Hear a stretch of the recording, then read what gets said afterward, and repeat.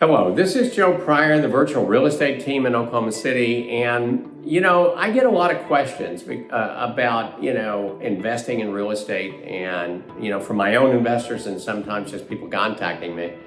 And one of the better questions that I've really heard from people is, do you think I eventually should pay off this property and have it free and clear? And you would think that's an obvious answer, right? Oh yeah, sure. Why not? But it's not always the right thing to do. Now, I don't think it's an either or. I don't think it's 100% one way or the other. You either don't ever pay it off or you pay it off.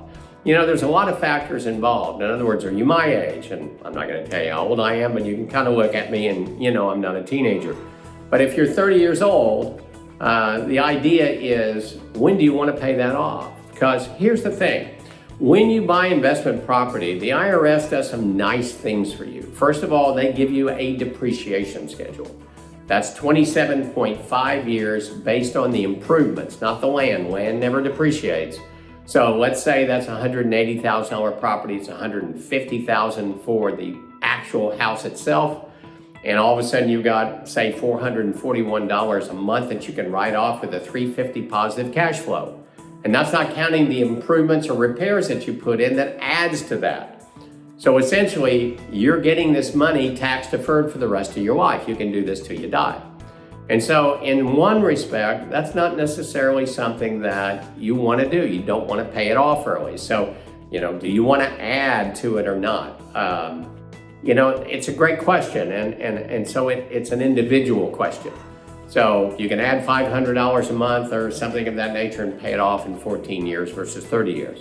Or you can just let the whole thing ride, take that level of cash flow, but not have to pay the taxes on it or not have to sell it in a 1031 tax-deferred exchange. Now, at a certain point, however, and again, this is personal, for us, my wife and I, we do have paid off properties. And we can always refinance them if we want and pull money out if we ever need it. And so, it's a situation that at a certain point, maybe if you're 60s or 70s or even 80s, you're going, I don't want debt at all. And that's a whole nother, question and answer series that you and I are going to do. So, there's not the right answer, one right answer as to wanting to do this. And on the one hand, if you don't pay it off, you've got this wonderful 27.5 years of depreciation schedule where, essentially you're never going to pay taxes. You're either going to die and not to pay taxes, or you're going to do a 1031 and not pay taxes. It's the best income producing, almost literally, if you want to consider it tax-free, even though it's tax-deferred, investments that you can make. But you and I are going to be lifelong partners if you invest with us. And we are going to constantly give you that advice. We are going to give you those questions and answers so that you can make a decision that's best for you. Do I pay it off early? Do I just let it ride? Do I pay it off completely? These are great questions, and they're one that I'm looking forward to getting in with you about and see what's right for you.